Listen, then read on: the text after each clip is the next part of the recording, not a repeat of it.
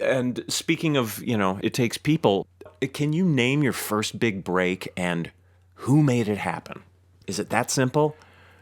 From a career standpoint? Yeah, I'm sorry. That question is maybe a little, I know it's a little disingenuous No, because there are breaks all along the way. Yeah. No, I'll tell you what. I do think the biggest break that I got was to get up and running and playing live. I believe in playing live music more than anything. I mean, I love, tricking around mixes in the studio and all that, and that's fun to give people a production piece.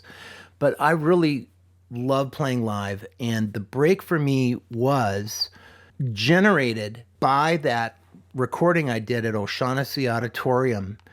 Not only did I record it and it became like a demo tape, but in promoting the event, I met a guy who was involved in student activities at colleges. Oh. And I was literally, Willie, I was at the corner of Lake and Hennepin in Uptown, handing out invitations to my concert, $5 to see me play at O'Shaughnessy Auditorium in 3 weeks. Wow. And this guy rolled out of the Uptown bar, pretty loopy, okay? Let's put it that way.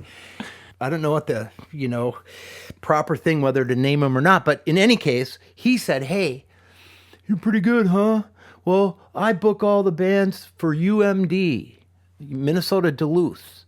This is like in May." He goes, "I'm going to be doing all the fall bookings. Call me in a couple weeks." Damn. After the concert. I'll be back up at school. But no kidding. I call this guy. He remembers me. Now I had the recording from that concert that I invited him to. Mm-hmm. I didn't have anything to give the guy. On top of it, I was teaching guitar at the same time, and one of my 15-year-old kids who was a really good little student, but he was also kind of nerdy, and he worked at the local community cable station, managed to talk the cable station to come out and shoot video.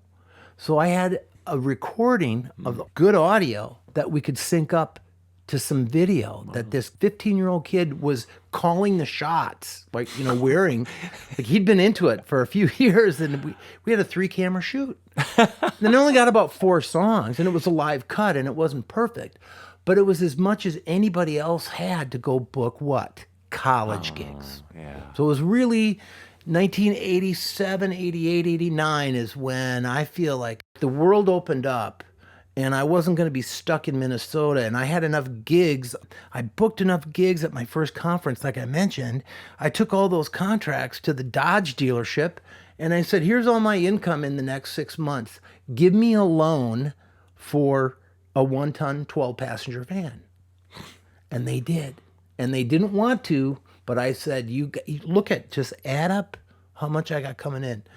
And, I don't know any other way to do it. You just gotta hammer away and prove yourself. I really had no other income, Willie. I mean, I was teaching guitar, so yeah, I had some weekly income from that, but not to the extent that I could go out and buy a new vehicle. Right. I certainly didn't have health insurance. Yeah. I've always bought that, but even at that time, I didn't have it. That's great. You turn the signatures from a bunch of colleges into leverage for a loan. And we drove that vehicle 400,000 miles, really. That was the Billy van for years. Almost 500,000 miles. Yeah.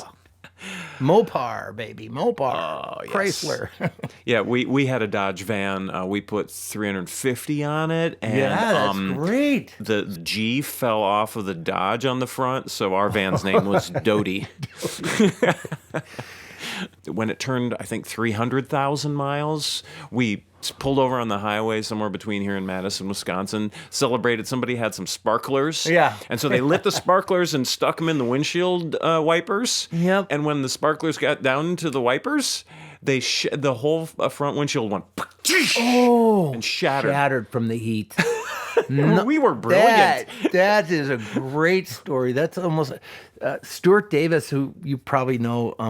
His Dodge he called the Dodge Mahal.